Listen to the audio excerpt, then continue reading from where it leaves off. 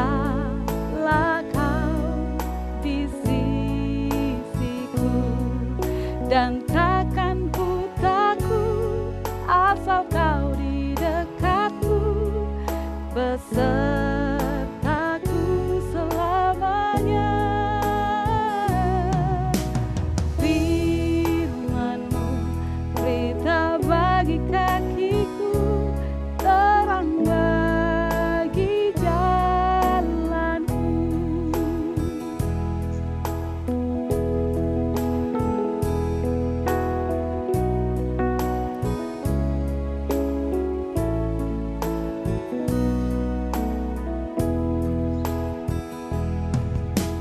Firman-Mu berita bagi kakiku, terang bagi jalanku. Firman-Mu berita bagi kakiku, terang bagi jalanku. Waktu ku bimbang dan hilang jalanku, tetaplah kau di sisiku, dan takkan ku takut asal kau di dekatku, besertaku selamanya. Firman-Mu berita bagi kakiku, dan terang bagi jalanku. Firman-Mu berita bagi kakiku, dan terang bagi jalanku, dan terang bagi jalanku.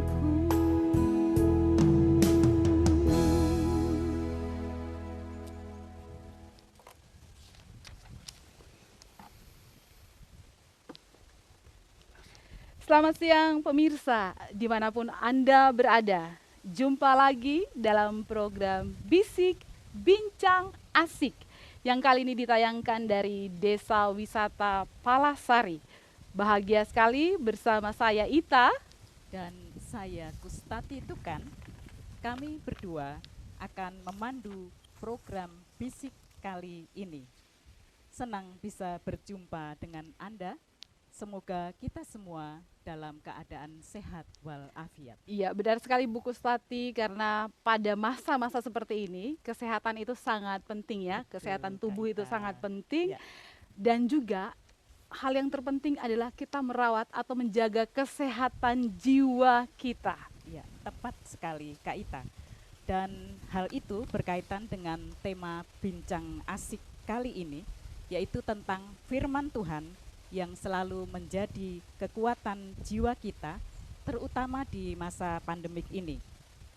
Dan bisik kali ini kita akan bekerja sama dengan Komisi Kitab Suci Keuskupan Denpasar yang akan membahas khusus BKSN 2020, yaitu Mewartakan kabar baik di tengah krisis iman dan krisis identitas. Baik, telah hadir bersama kita dalam acara Bisik hari ini Ketua Komisi Kitab Suci dan Ketua Komisi Kateketik Puspas Pusat Pastoral Keuskupan Denpasar, dan juga menjabat sebagai Pastor Paroki Hati Kudus Palasari. Beliau adalah Romo Agustinus Sugiarto. Ya, selamat siang Romo Agus. Selamat siang Mbak Kustati dan Mbak Ita. Iya, siang Romo. Bagaimana kabarnya siang hari ini Romo? Baik, baik sekali. Baik ya, sehat, kelihatan ya. memang Romo segar sekali, sehat sekali. Nah, Romo, apa kira-kira kesibukan Romo di masa pandemik ini, Romo? Ya, kesibukan saya di masa pandemik ini seperti biasa, saya ya kalau pagi saya misa, selesai misa sarapan, kemudian pergi ke kandang untuk memberi makan kepada ayam-ayam. Saya juga punya peliharaan ayam cukup banyak. Kemudian setelah itu juga ada tanaman-tanaman, saya tanam sayur, saya tanam bunga-bunga, buah-buahan. Ya, saya menyiram-nyiram itu, kemudian juga kasih makan ikan, dan kebetulan saya juga pelihara ikan. Pelihara ikan Ah, juga. Wah, ya. jadi aktivitas Romo di masa pandemi ini sehat banget nih Romo Luar ya. biasa Ya, ya. sehat-sehat Luar ya. biasa Benar, sehat dan benar. menyatu dengan alam. Ya, Ya, benar, begitulah. benar. Iya, bersyukur sekali Tuhan, ya, Romo. mendengar kisah singkat Romo yang sehat Ya, saat ini. betul, Oke. Kak Ita. Baik, Romo, tentunya untuk istilah BKSN ini mungkin ada dari beberapa umat atau pemirsa yang belum paham nih Romo. Sebenarnya apa itu BKSN dan sebenarnya apa tujuan dari BKSN ini? Oke, BKSN itu sebetulnya singkatan dari Bulan Kitab Suci Nasional. Dan tujuan diadakan BKSN ini adalah agar orang Katolik yang selama ini enggan untuk membaca dan merenungkan kitab suci, di bulan kitab suci ini diajak untuk membaca dan merenungkan kitab suci, baik di rumah, dalam kelompok kecil, dalam keluarga, dalam KBG, dalam lingkungan, maupun juga dalam kelompok-kelompok kategoria yang lainnya. Itu tujuannya. Ya, Romo, apakah BKSN ini setiap tahunnya temanya berbeda, Romo? Ya, setiap tahun tema itu berbeda-beda. Ya. Kalau berbeda, apakah tergantung situasi regional atau nasional, Romo? Selama ini untuk menentukan tema BKSN itu diadakan dalam pertemuan nasional para delegatus kitab suci keuskupan yang biasanya diadakan 4 tahun sekali. Nah, dalam 4 tahun sekali diadakan dan itu merumuskan tema untuk 4 tahun yang akan datang. Nah, dalam tahun 2017 sampai tahun 2020, tema besar dalam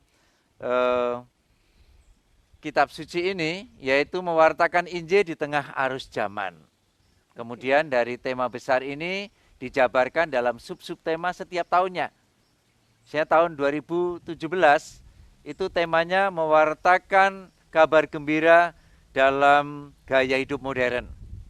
Kemudian tahun 2018 mewartakan kabar gembira dalam kemajemukan. Kemudian tahun 2019 mewartakan kabar gembira di tengah krisis lingkungan hidup. Karena lingkungan hidup juga mengalami krisis. Ya, sudah kita dalami tahun 2019.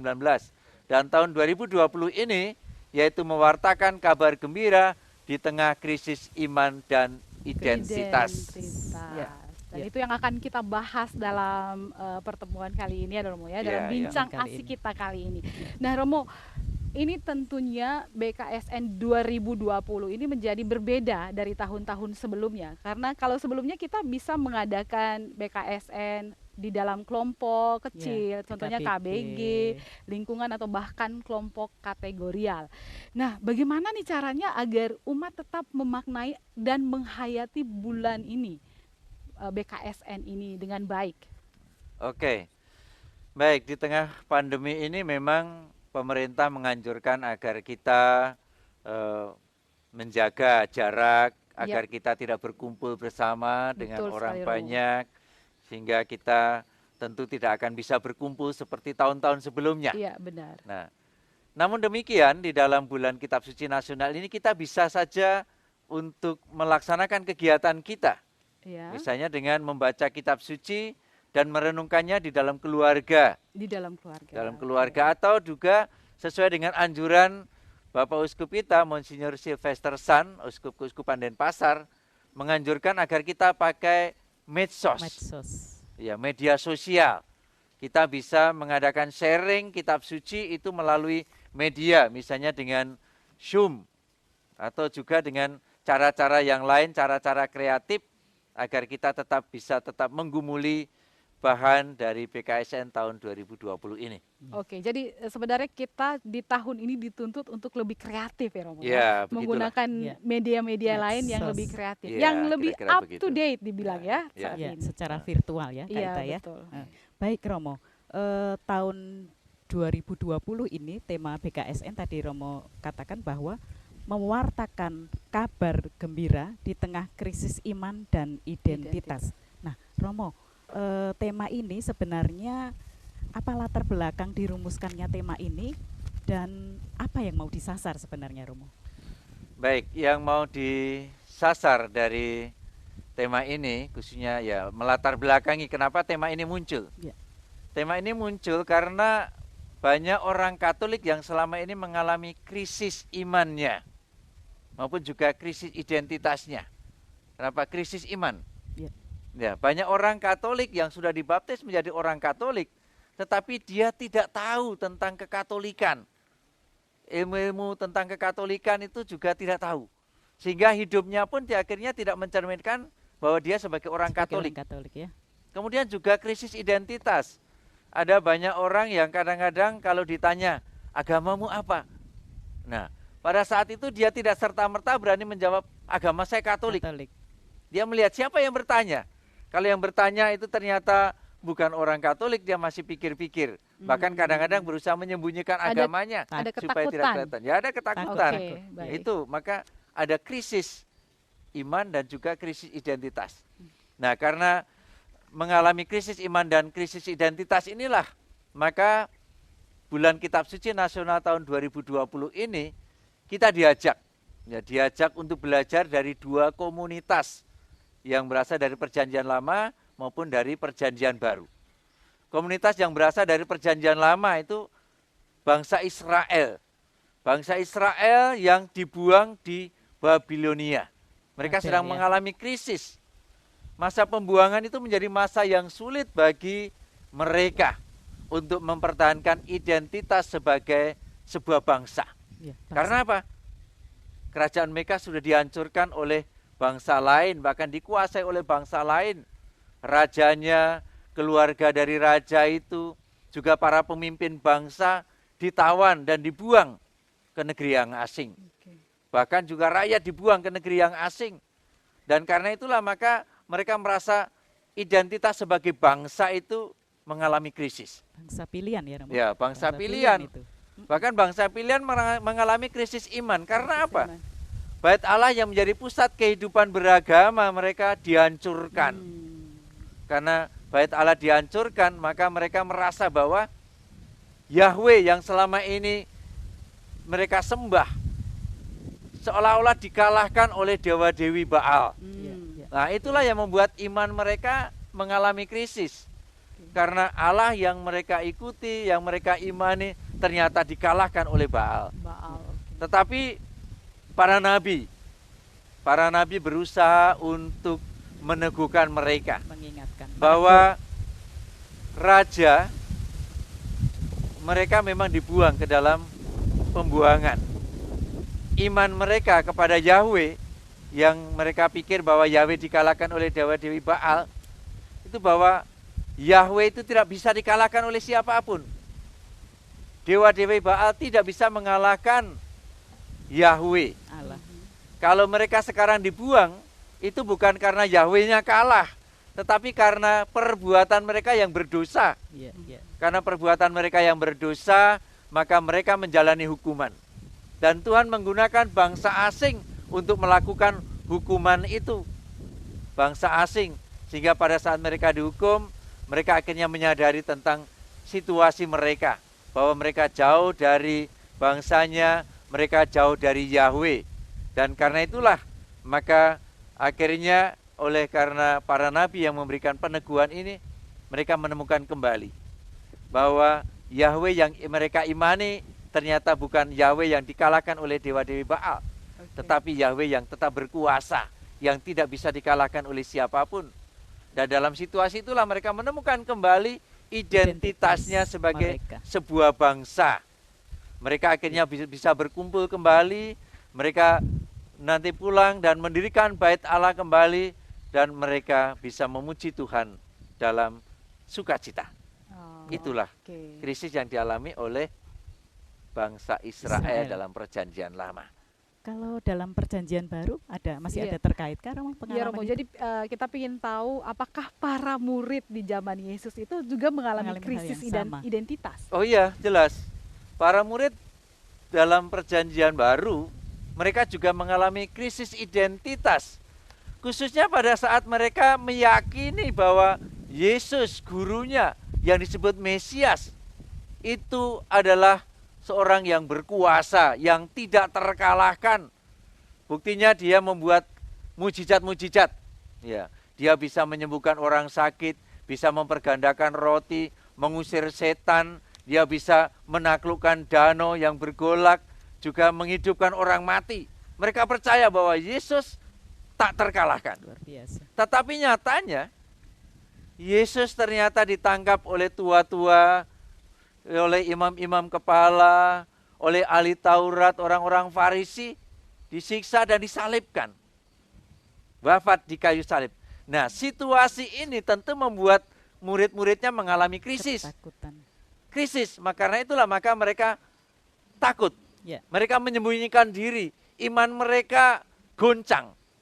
Pada saat Yesus ditangkap mereka melarikan diri. Nah, situasi inilah mereka mengalami krisis identitas dan krisis iman. Dan setelah Yesus bangkit dari antara orang mati, Yesus menampakkan diri, para murid menemukan kembali identitasnya. Bahwa Yesus yang semula dianggap sebagai orang yang kalah, nah, orang yang lembek, yang wafat di salib, ternyata dia bangkit mengalahkan kuasa maut. Iman mereka menjadi kuat. Identitas mereka sebagai murid-murid Yesus itu mulai bangkit kembali. Bahwa saya mengimani Yesus itu tidak salah. Mengimani Yesus itu adalah sesuatu yang benar. Karena itu mereka berani, identitasnya muncul, imannya semakin kuat, dan akhirnya mereka berani untuk mewartakan Yesus, mewartakan Injil, mewartakan karya keselamatan. Itu identitas dari para murid. Luar muncul biasa, kembali. Romo. Jadi Kak Ita, ini tadi Romo menjelaskan di zaman perjanjian lama dan beralih ke perjanjian baru mereka mengalami problem yang sama, krisis iman dan identitas. Nah, lalu nanti bagaimana dengan konteks kita ya? Nah, tapi sebelum itu, para pemirsa, kita akan mendengarkan sebuah lagu, Janjimu Seperti Fajar.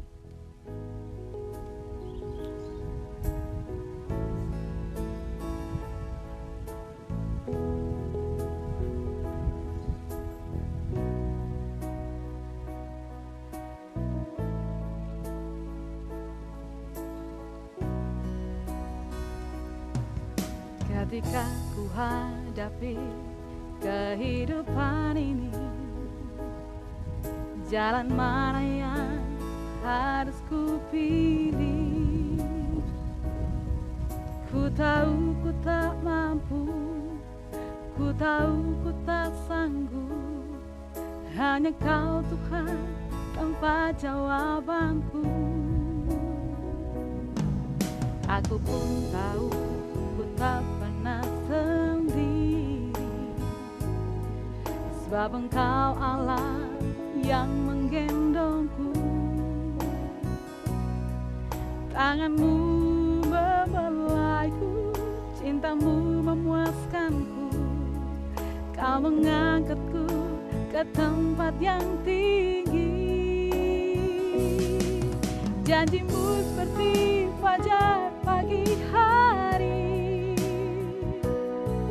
yang tiada pernah terlambat bersinar.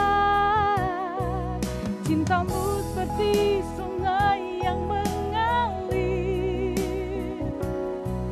dan ku tahu betapa dalam kasih-Mu.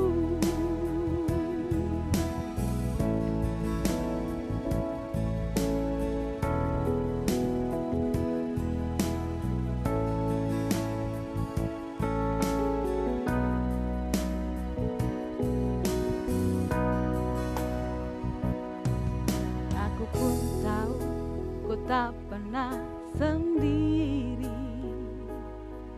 sebab Engkau Allah yang menggendongku. Tanganmu membelaiku, cintamu memuaskanku.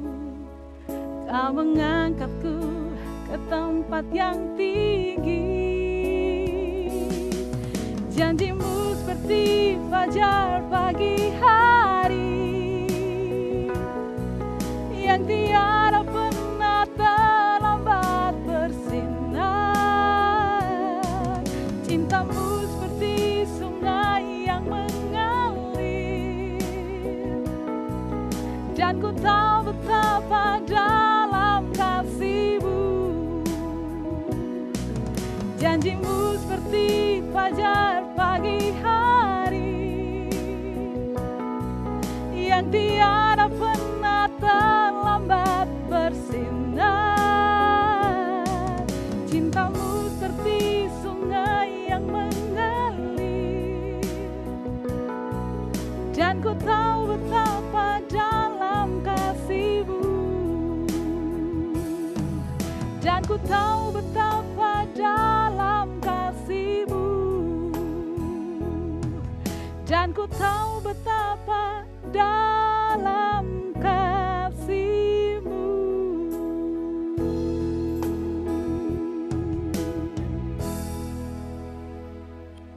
Ya, pemirsa yang terkasih, mari kita lanjutkan bincang-bincang kita di siang hari ini. Tadi Romo Agus sudah menjelaskan kita tentang situasi dalam perjanjian lama dan perjanjian baru. Lalu kita akan bicara dalam konteks kita. Iya, yang Dan saat dalam- ini ya, kita Ya. akan bicara konteks saat Betul. ini sesuai dengan tema BKSN saat ini. Dalam bulan September itu Iya. ada 4 minggu Kak Ita ya. Ya, Nah, apakah itu dalam 4 minggu itu Romo itu ada dibagi dalam sub-sub tema khusus dari subtema besar tentang mewartakan kabar gembira di tengah krisis iman dan identitas. ya, kita pengen tahu subtema yang pertama nih Romo, apa yang akan dibagikan atau Ya, diberikan minggu untuk pertama, subtema, ya, Kak ya, Ita. yang untuk minggu pertama. Oke, dalam subtema minggu pertama itu temanya Allah adalah kasih. Allah adalah kasih. Allah adalah kasih. Itu kita akan menyoroti dari surat pertama Rasul Yohanes bab 4 ayat 7 sampai dengan 12. Dalam perikop ini kita akan melihat siapakah Allah yang kita percayai dan siapakah kita di hadapannya. Allah itu kasih. Allah itu kasih. Allah adalah kasih. Ya. Allah mengasihi kita dan juga mengendaki kita berbahagia di surga bersama dengan Dia untuk selamanya. Karena itulah maka Allah itu mengutus Yesus Kristus putranya datang ke dunia untuk menunjukkan cinta kasih Allah kepada kita manusia. Supaya manusia merasakan, supaya manusia melihat betapa Allah mencintai kita manusia lewat Yesus Kristus. Dan kasih Allah itu nyata dalam karya-karya Yesus yang peka terhadap orang yang membutuhkan bantuannya, terhadap mereka yang selama ini yang sakit disembuhkan, yang tuli bisa mendengar, yang buta melihat, yang bisu bisa berbicara dan sebagainya. Itu yang ditunjukkan Allah. Bahkan Yesus Kristus sendiri rela wafat di kayu salib demi siapa? Demi kita, Manusia. orang-orang yang dicintai. Itu menunjukkan bahwa Allah benar-benar kasih. Allah benar-benar mencintai kita. Nah, kalau Allah begitu mencintai kita sampai rela menyerahkan hidupnya untuk kita, maka kita pun sebagai murid-murid Yesus, kita pun juga harus membalas cinta kasih Allah itu dengan mencintai Dia, mencintai Allah. Bagaimana kita mencintai Allah?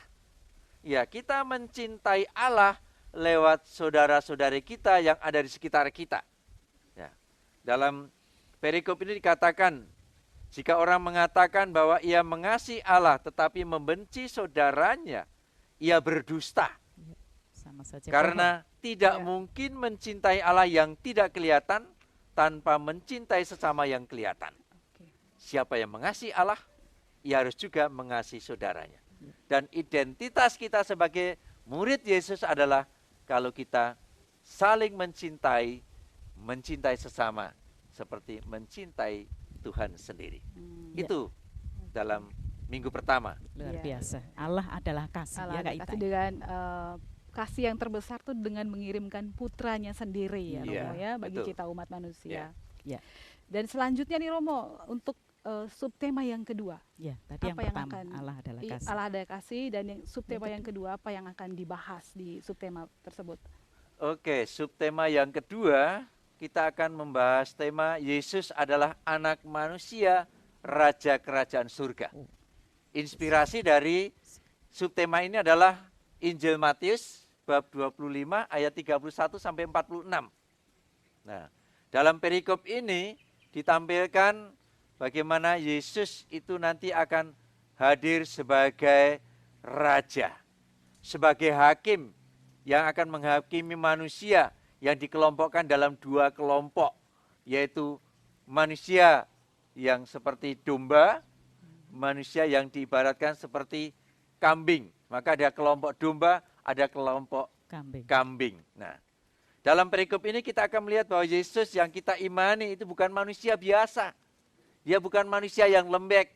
Dia bukan manusia yang dikalahkan oleh penguasa Romawi saat itu sehingga wafat disalibkan.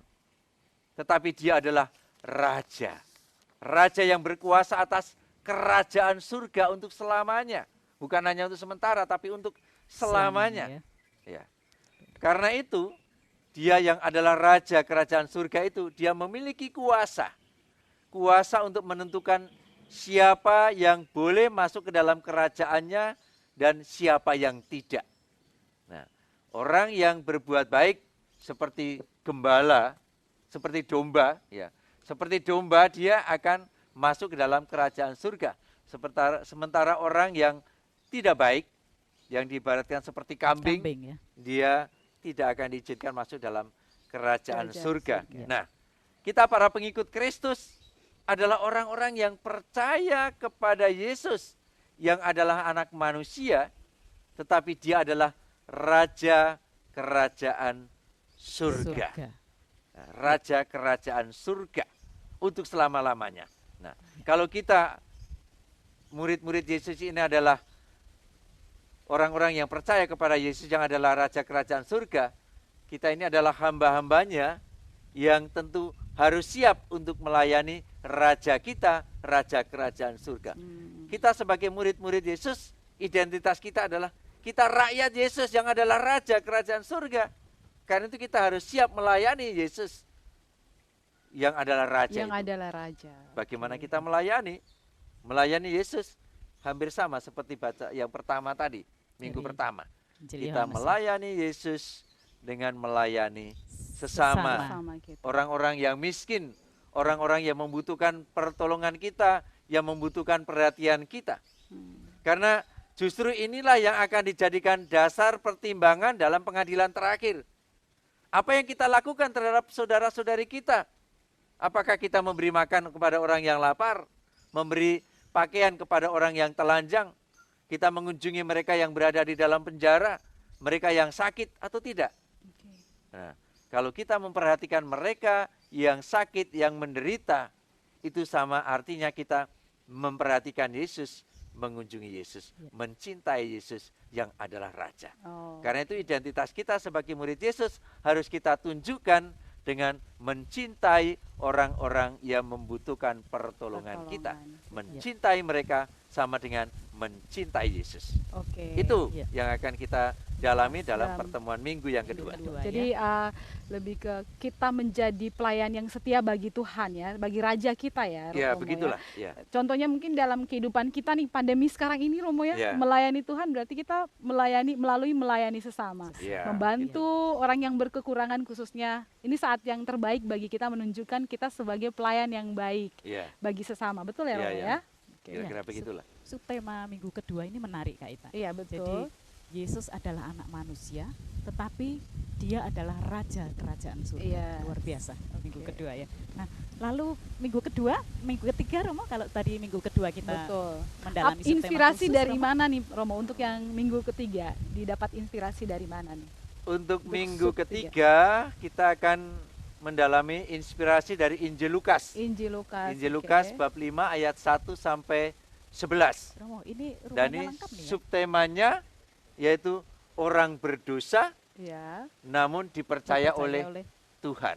Romo, tadi minggu pertama dari Yohanes, Hmm. ya. Minggu kedua itu dari Matius dan minggu ketiga Dari Lukas. Lukas. Ya. Itu. Ini Tiga tiga Injil dari ini, Kak Lukas. Ita, ya. Nah, dalam perikop ini kita akan mendengarkan bagaimana Petrus dan kawan-kawannya yang mencari ikan. Sudah semalam suntuk mereka mencari ikan, tetapi tidak mendapat apa-apa. Nah, dalam situasi itulah Yesus hadir. Kemudian Yesus meminta kepada Petrus dan kawan-kawannya untuk menebarkan jalannya ke sebelah kanan. Dan setelah Petrus menebarkan jala sesuai dengan perintah Yesus, apa yang terjadi? Mujizat terjadi, bahwa mereka menangkap sejumlah besar ikan. Bahkan jala mereka mulai koyak. Nah, pada saat itulah Petrus menyadari bahwa Yesus gurunya yang diikuti itu bukan manusia biasa. Dia itu bisa menguasai laut. Dia bisa memerintahkan ikan-ikan untuk berkumpul sehingga bisa ditangkap. Dia bisa memerintahkan alam. Itu artinya Yesus bukan manusia biasa. Dia adalah Allah. Dan karena itulah Petrus sadar setelah berhadapan dengan Yesus yang adalah Allah yang Maha Kuasa. Petrus mulai menyadari dirinya sendiri. Siapakah saya di hadapan Yesus guru saya? Karena itulah maka Petrus mengatakan, Tuhan, pergilah dari hadapanku karena aku ini orang yang berdosa. Itulah Petrus. Dia menyadari kedosaannya setelah berhadapan dengan Allah. Identitas Allah yang Maha Kuasa, identitas Petrus yang berdosa. Tetapi walaupun Petrus itu orang berdosa, bukan berarti akhirnya Yesus marah dengan dia. Tetapi justru Yesus memilih Petrus dan mengatakan kepada Petrus bahwa ikutlah aku. Engkau akan kujadikan penjala manusia. Petrus yang berdosa dipilih oleh Tuhan untuk menjadi penjala manusia. Untuk ikut dalam karya penyelamatannya. Dia dipilih. Tuhan tidak melihat kedosaan kita. Kalau kita menyadari kedosaan kita dan kita mau ikut terlibat di dalam karya penyelamatannya, Tuhan akan memberikan kekuatan. Tuhan akan ikut berkarya dalam diri kita. Sehingga kita bisa melaksanakan tugas sesuai dengan apa yang menjadi kehendak Tuhan. Itu yang mau disasar dalam minggu yang ketiga. Ya, orang berdosa namun dipercaya oleh Tuhan. Menarik sekali. Dan untuk tema yang terakhir, Ramo, subtema minggu keempat itu? Subtema yang keempat itulah yang akan menjadi identitas kita. Identitas kita, yaitu apa? Bangga menjadi orang Katolik. Wah, ini menarik ini. Setelah Bangga menjadi kita melewati orang beberapa Katolik. tema tadi, maka kita harus bangga menjadi orang Katolik. Nah, kita akan diberikan inspirasi dari Kisah Para Rasul bab 2 ayat 37 sampai 47. Dalam perikop ini menceritakan tentang cara hidup jemaat yang perdana. Mereka hidup dalam persekutuan yang saling peduli. Mereka peduli satu sama lain. Mereka sering berkumpul bersama, memecahkan roti, berdoa bersama, mendengarkan ajaran para rasul. Nah, melalui perikop ini kita diajak sebagai murid-murid yang percaya kepada Yesus, kita ini juga adalah kelompok, komunitas, orang-orang yang bersekutu, yang percaya kepada Kristus. Dan karena itu, kita orang yang bersekutu, yang percaya kepada Kristus yang adalah Allah yang Maha Kasih. Dia adalah manusia yang menjadi raja kerajaan surga untuk selamanya.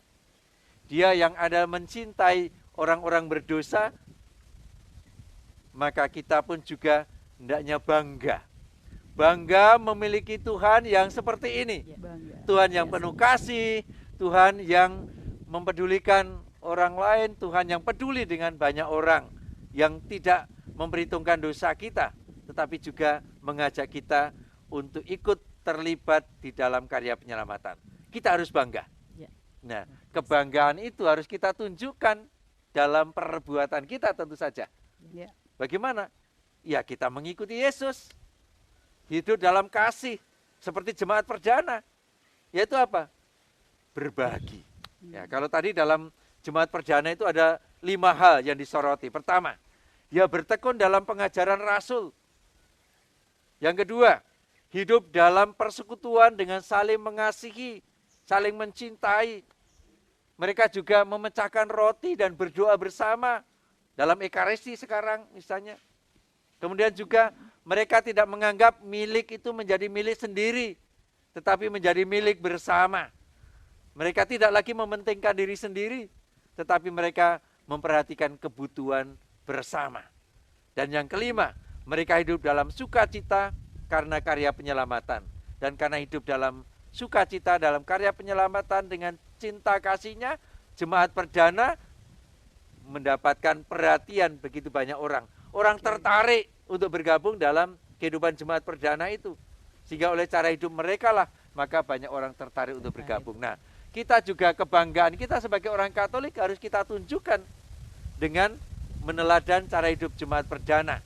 Agar orang-orang lain tertarik dengan cara hidup kita yang penuh cinta. Dan demikian mereka juga ingin bergabung bersama dengan kita. Kita harus tunjukkan kebanggaan kita melalui tindakan kita yang penuh kasih. Itulah kira-kira yang akan kita dalami dalam 4 minggu. Minggu pertama, kedua, ketiga, keempat selama bulan September ini. Supaya krisis iman kita menjadi lebih kuat iman kita, identitas kita semakin nyata dalam karya kita, dalam tindakan kita. Romo, boleh kasih ini Romo, aksi nyata apa sih yang bisa kita lakukan dalam masa pandemi ini sesuai dengan tema ini? Aksi apa? Apa kita yang bisa kita lakukan bagi lingkungan sekitar kita atau orang-orang yang mungkin membutuhkan sesuai dengan tema yang ada di sini di BKSN ini? Aksi nyata yang perlu kita lakukan. Pertama, sebagai orang Katolik dalam bulan Kitab Suci ini kita harus mendekatkan diri kepada Tuhan. Dalam apa? Mendekatkan diri kepada Tuhan melalui Kitab Suci. Kita membaca Kitab Suci, kita merenungkannya baik dalam keluarga maupun bersama dalam KBG maupun juga dengan kelompok-kelompok yang lain. Itu yang pertama. Dengan mendalami bahan BKSN ini, maka kita akan mendapatkan inspirasi, terdorong untuk meneladan Tuhan yang adalah kasih. Kita berbuat baik kepada orang-orang kita, memperhatikan orang-orang yang membutuhkan bantuan kita. Apalagi di masa pandemi ini, banyak orang yang di PHK, banyak orang yang tidak bisa bekerja karena harus dari rumah. Dan mereka juga tidak dapat gaji. Mereka banyak yang mengalami kelaparan. Dan karena itu kita menunjukkan cinta kasih mereka dengan apa yang bisa kita buat. Kalau kita punya, ya kita mau berbagi kepada mereka. Berbagi dengan mereka apa yang kita miliki. Nah, kalau kita tidak punya materi, kita bisa berbagi dengan perhatian kita. Nah, dengan kita mengirim WA, kemudian kita juga memberikan semangat kepada mereka. Kita juga mungkin bisa juga dalam pertemuan itu, kalau kita tidak bisa berkumpul bersama-sama dalam satu tempat lewat Zoom. Nah, kita Zoom sekarang banyak. Membagi firman Tuhan ya. Membagi firman Tuhan, saling meneguhkan, saling menguatkan. Itu yang bisa kita lakukan dalam bulan Kitab Suci Nasional ini. Terima kasih, luar biasa Romo. Saya sampai termangu-mangu karena 4 subtema mingguan yang akan kita dalami ini menarik sekali Romo, sub-subtemanya. Dan Romo sudah jelaskan secara gamblang kepada kita apa yang harus kita lakukan di bulan September, bulan Kitab Suci ini. Sebelum kita menutup acara kita akan berdoa singkat untuk kita bersama. Dalam nama Bapa dan Putra dan Roh Kudus, amin. Allah Bapa kami yang Maha Kasih, puji syukur kami aturkan kepadamu karena Engkau selalu mencintai kami. Kasih-Mu Engkau tunjukkan lewat Putramu Yesus Kristus yang datang ke dunia untuk menyelamatkan kami. Bahkan demi cintanya kepada kami, Ia rela wafat di kayu salib agar kami manusia yang berdosa ini nantinya juga bisa bangkit hidup mulia berbahagia bersamanya di dalam kerajaan surga. Terima kasih Tuhan untuk cinta-Mu itu, maka bimbinglah kami dalam kehidupan selanjutnya, agar kami sebagai murid-murid Yesus, kami juga dapat meneladan Yesus dalam kehidupan kami setiap hari. Kami menunjukkan identitas kami sebagai murid-murid Yesus dengan saling mencintai satu sama lain dengan saling memperhatikan satu sama lain, dengan mau berbagi satu sama lain, sehingga melalui kesaksian hidup kami ini, orang dapat melihat bahwa kami adalah murid-murid-Mu. Kami adalah murid-murid Yesus yang penuh cinta, sehingga kami juga menunjukkan cinta kasih kepadamu lewat sesama kami. Tuhan, bimbinglah kami selanjutnya, khususnya di dalam masa pandemi ini, kiranya Engkau juga menjaga kesehatan jiwa dan raga kami, menjauhkan kami dari virus corona, dan demikian kami pun juga dapat melaksanakan tugas-tugas yang Kau percayakan kepada kami masing-masing. Nama-Mu kami puji, kini dan sepanjang masa. Amin. Dalam nama Bapa dan Putra dan Roh Kudus. Terima kasih. Amin. Terima kasih banyak ya Romo sudah Terima berbagi. kasih banyak. Luar biasa kita mendapat ilmu hari ini Iya. tentang bagaimana kita harus memaknai bulan Kitab Suci Nasional di tahun 2020 ini. Walaupun dalam keadaan pandemi, kita harus tetap semangat mewartakan kabar baik Ya, bagi seluruh dunia. terima kasih Romo untuk perjumpaan kita dan pemirsa yang terkasih. Memang kitab suci selalu menjadi inspirasi hidup kita sebagai orang Katolik. Nanti kita Dan berdiri, di Romo. bulan September 2020 ini, di bulan kitab suci ini, kita diajak kembali untuk mengenal Allah dan siapa umat Kristiani di hadapan Allah itu. Dalam situasi pandemik ini, kita ingin melihat kembali, ada apa dengan bumi ini? Dan ada apa dengan kita manusia ini? Mengapa pandemik ini membuat manusia dan sebagian peradaban kita berubah? Allah tetap mengasihi kita dengan caranya. Mari kita kembali beriman kepada Allah, sang sumber inspirasi yang tertuang dalam kitab suci, dalam sabdanya. Terima kasih kepada Komisi Komunikasi Sosial Keuskupan Denpasar yang telah meliput program ini. Saya Kustati Tukan Dan saya Ita Setia. dan segenap tim Komisi Kitab Suci Keuskupan Denpasar mengucapkan terima kasih dan salam sukacita Injil. Dah.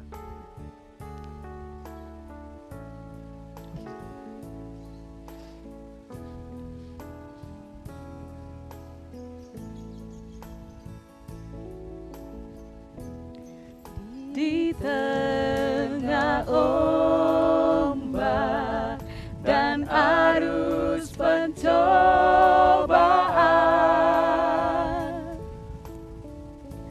hampir terhilang tujuan arah hidupku. Bagaikan kapal yang selalu diombang-ambingkan, mengharap kasih-Nya seolah-olah tiada mampu. Yesus perhatikan kehidupan setiap orang yang sudah rusak dibetulkan penuh dengan kasih sayang. Yesus perhatikan tiap tetesan air mata. Dia mengenal hatimu yang penuh penyesalan dosa. Yesus perhatikan tiap tetesan air mata. Dia mengenal hatimu yang penuh penyesalan dosa. Dia mengenal hatimu yang penuh penyesalan.